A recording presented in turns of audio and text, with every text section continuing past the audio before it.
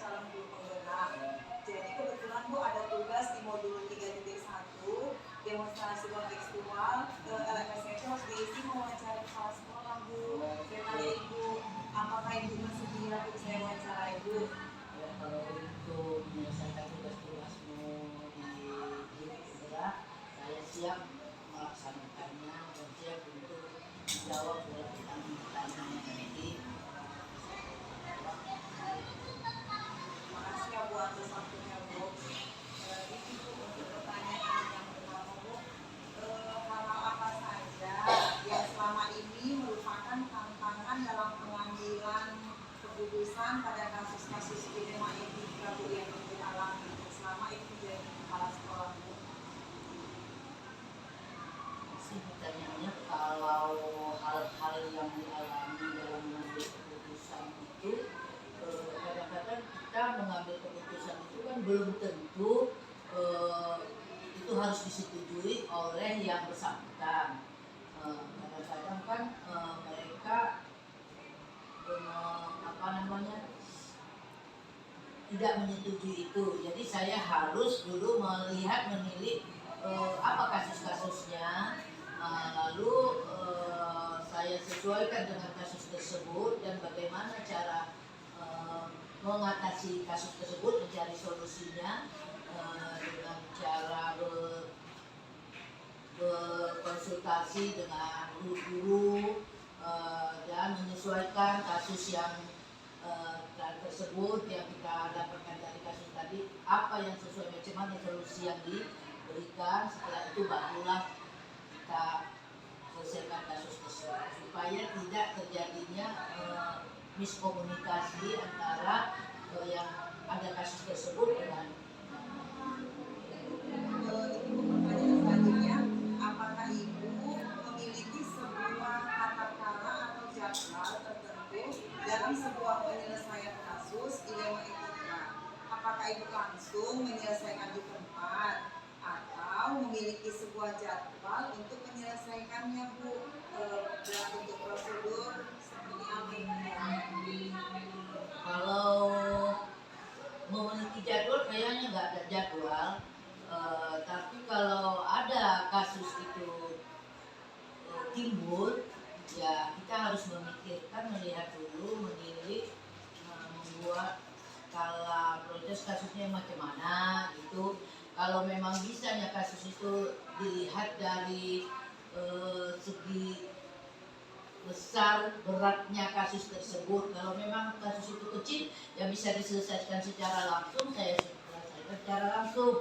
Apabila kita lihat kasus tadi terasa berat gitu, ya kita mengambil waktu atau jangka waktu, harus mengumpulkan beberapa, kalau di sekolah otomatis kan kasus utama anak-anak, kita panggil para gurunya, kita bertanya apa sebabnya, dari awal kita selidiki sebab-sebab tertimbulnya kasus itu, baru sama-sama lah kita memecahkan masalah tersebut bersama guru-guru tadi, dan memang barulah kita sesuaikan kasus ini. Oh, ini kasus tentang misalnya ketidakhadiran anak-anak tadi, contoh misal ya, kita lihatlah langkah-langkah apa yang harus kita perbuat, dan selanjutnya kita memberikan tindakan ke anak-anak setelah itu selesai kita berkomunikasi dulu, bermusyawarah terhadap kepada guru-guru tadi. Berarti dilihat dulu ya Bu, kasusnya itu jenisnya ringan atau berat. Iya. Kalau misalnya lihat berarti tidak bisa langsung. Iya benar. Kalau kita lihat kasus itu memang kan ya langsung aja kita, bukan berarti tindakan, kita beri tindakan positifnya supaya menghilangkan kasus tadi, menyelesaikan kasus itu tadi. Tapi kalau memang berat, ya kita harus memakan waktu, ya kita harus mencari langkah-langkahnya apa saja. Ini Bu, adakah seseorang atau faktor-faktor apa yang selama ini mempermudah atau membantu Ibu dalam pengambilan keputusan dalam kasus-kasus yang dilema etika? Jadi siapa Bu yang kira-kira terlibat dalam menyelesaikan kasus-kasus ini tersebut Bu?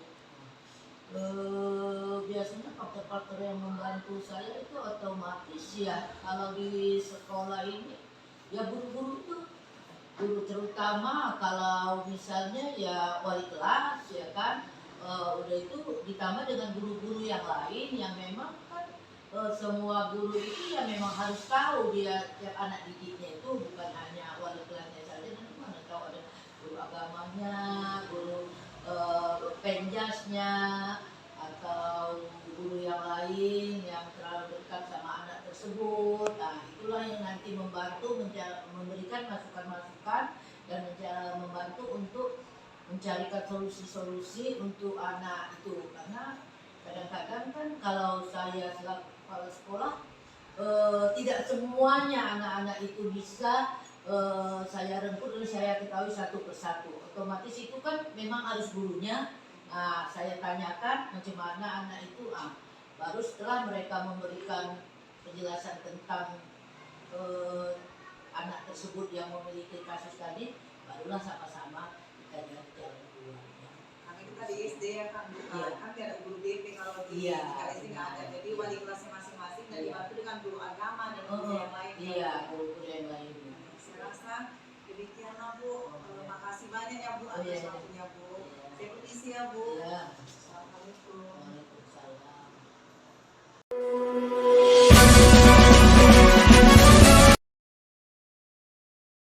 Assalamualaikum Bu. Ibu, saya ada keperluan ingin mengganggu waktu Ibu sebentar. Bisa nggak Bu mengganggu waktu Ibu sebentar Bu?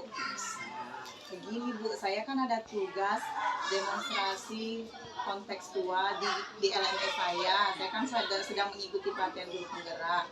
Jadi ada beberapa pertanyaan yang ingin saya tanyakan kepada Ibu mengenai hal terkait Ibu kepala sekolah selama beberapa tahun ya kan Bu.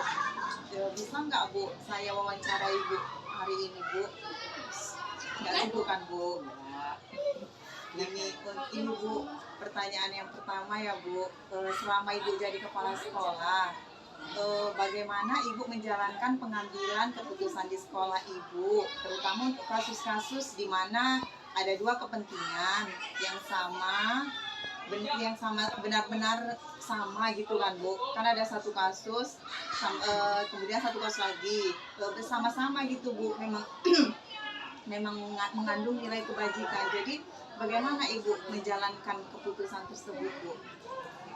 Kalau kasus ada dua, harus kita pertimbangkan kedua hal yang sama-sama benar tersebut, membutuhkan faktor apa atau pihak lain mana, apakah kepentingan perorangan atau kepentingan orang banyak. Itu harus mengandung nilai-nilai kebenaran dan persetujuan. Jadi harus ada rasa keadilan, ada rasa kasihan. Jadi kita lihat dulu dari perorangan atau per masyarakat. Gitu ya Bu. Kemudian Bu, hal-hal apa saja yang selama ini Ibu anggap efektif dalam pengambilan keputusan Ibu pada kasus-kasus dilema etika Bu? Dalam kasus pengambilan keputusan, dilema etika harus efektif perlu dilakukan adalah dengan menyederhanakan pokok permasalahan. Jadi harus kita membangun kebijaksanaan, dilihat dulu dari pokok-pokok permasalahan sehingga kita bisa membuat jadi bijaksana.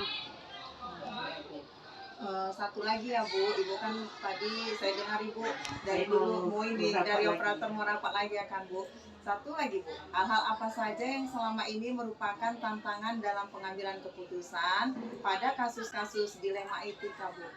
Hasil keputusan yang diambil mungkin akan pihak-pihak yang tidak dapat menerima sepenuhnya.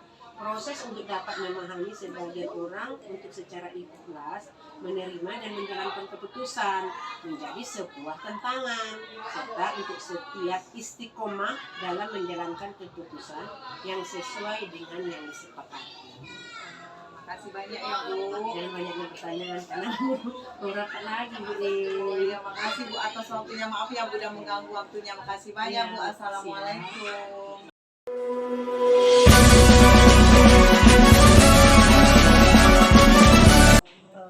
Assalamualaikum Pak. Waalaikumsalam warahmatullahi. Maaf Pak mengganggu waktunya. Tadi saya ke kantor kepala sekolah. Kebetulan kepala sekolah sedang keluar. Jadi Bapak selaku Wakamat 1, saya minta waktu Bapak bisa Pak, karena saya kan sedang pendidikan calon guru penggerak. Jadi di LMS saya itu ada tugas untuk mewawancarai kepala sekolah Pak. Jadi bisa kan Pak saya ganggu, ada waktu Bapak kan hari ini Pak? Iya, boleh Bu, silakan. Di sini Pak hanya satu pertanyaan aja untuk Bapak, karena kan saya dengar Bapak ada urusan lagi ya kan Pak untuk keluar ya kan Pak. Jadi saya singkat aja pertanyaannya yang seharusnya banyak Pak, karena kebetulan Bapak sibuk. Jadi satu pertanyaan aja bisa kan Pak? Maaf Pak, maaf sekali Pak mengganggu waktu Bapak. Selama ini bagaimana Bapak dapat mengidentifikasi kasus-kasus yang merupakan dilema etika atau rujukan moral selama Bapak menjadi Wakamat 1 di MTS kita ini Pak? Oke Bu, jawaban yang mau dijawab itu, kita sebagai seorang pemimpin di sebuah instansi pendidikan pastinya akan beragam kasus yang akan dihadapi.